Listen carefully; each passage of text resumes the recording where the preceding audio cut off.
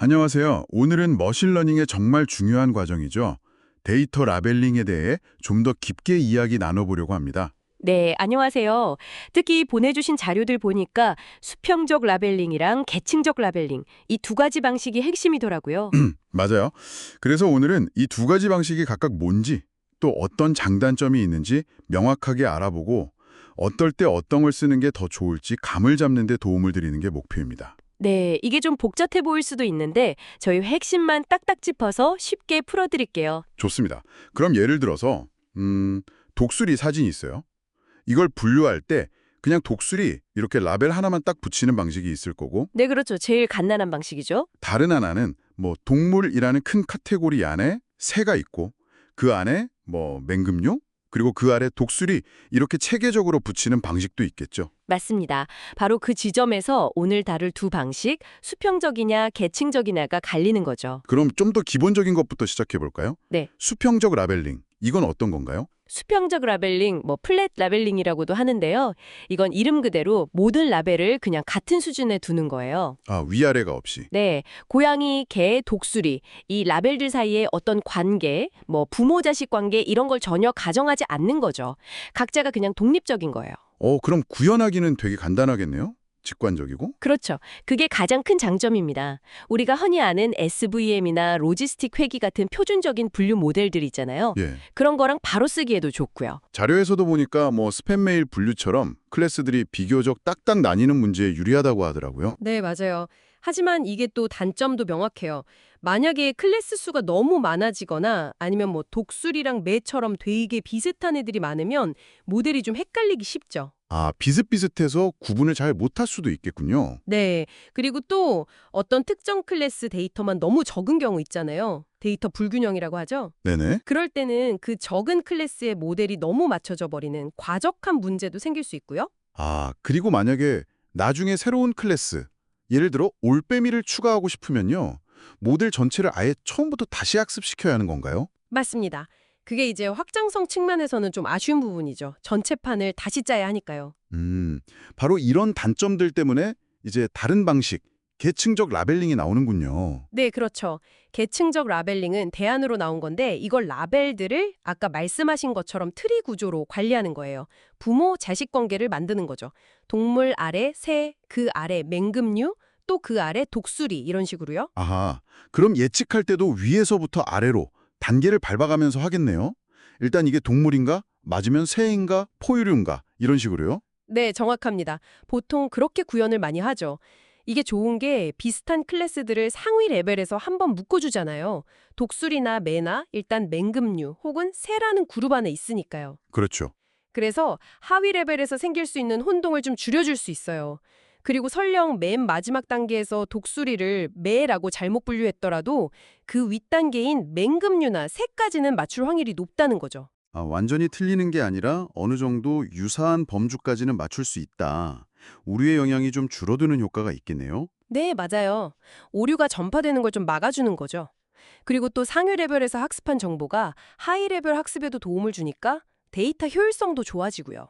확장성도 좋다고 하셨죠? 새 클래스 추가할 때. 네, 올빼미를 추가한다고 하면 동물, 새, 올빼미과 올빼미 이런 식으로 관련된 가지만 딱 업데이트하면 되니까 전체 모델을 다시 돌릴 필요가 없는 경우가 많죠. 훨씬 유연해요. 와, 장점이 꽤 많네요. 근데 자료를 보니까 이걸 실제로 구현하려면 좀 더 복잡하다고 하던데요. 네, 그건 맞아요.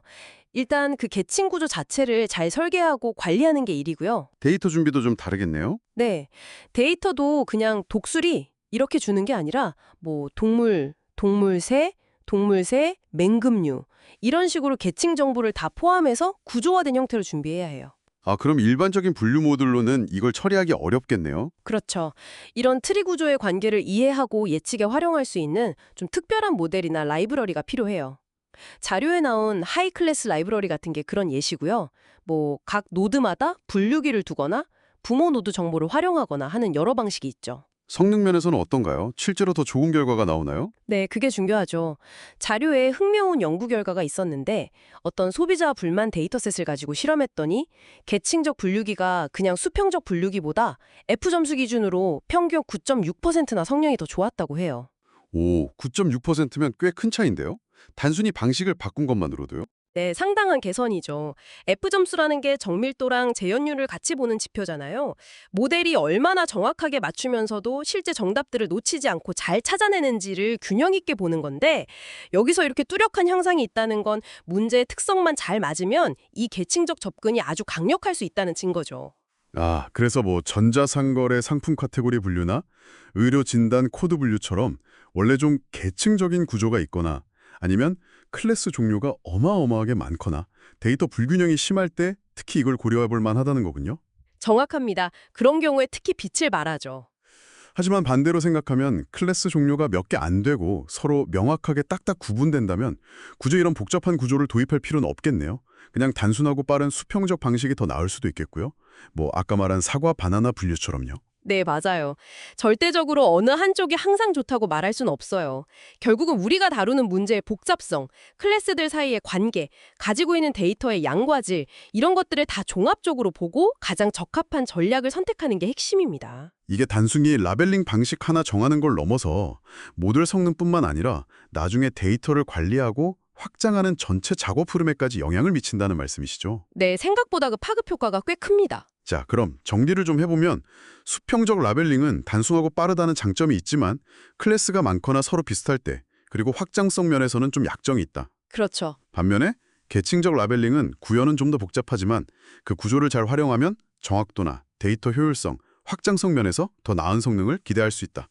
특히 클래스 간 관계가 명확하거나 수가 많을 때 유리하다. 이렇게 볼 수 있겠네요. 네, 아주 잘 요약해 주셨습니다. 그리고 덧붙이자면 계층적 분류의 성능을 제대로 평가하려면 그냥 일반적인 정확도만 봐서는 안 돼요. 오, 평가 방식도 다른가요? 네, 그 계층 구조 자체를 고려한 지표들, 예를 들어 계층적 정밀도 HP나 계층적 재현율 HR, 계층적 F점수 HF 같은 걸 같이 봐야 해요. 예측 결과가 정답과 구조적으로 얼마나 가까운지를 측정해야 이 모델의 진짜 성능을 알 수 있거든요. 아, 그냥 맞다 틀리다가 아니라 틀렸더라도 얼마나 가깝게 틀렸는지까지 본다는 거군요. 흥미롭네요. 자, 오늘 저희가 준비한 이야기는 여기까지입니다. 네. 마지막으로 이 얘기를 듣고 계신 당신께 생각해 볼 만한 질문 하나 던져드리고 싶어요. 이런 건 어떨까요? 만약에 이 계층 구조가 우리가 처음부터 딱 정해주는 게 아니라 데이터의 패턴을 모델이 스스로 학습하면서 최적의 구조를 찾아가거나 심지어 동적으로 변할 수 있다면 어떨까요? 와, 모델이 구조까지 스스로 만든다. 네, 요즘 연구되는 동적 계층 구조, Dynamic Hierarchies 라든지 AutoML 같은 기술들이 미래의 데이터 라벨링이나 분류 모델을 또 어떻게 바꿔놓을지 상상해보는 것도 꽤 재미있을 것 같습니다. 정말 흥미로운 질문이네요. 오늘 저희와 함께한 이 정보들이 당신의 지식 탐험에 작은 도움이 되었기를 바랍니다. 다음에 또 유익하고 재미있는 주제로 찾아뵙겠습니다. 네, 감사합니다.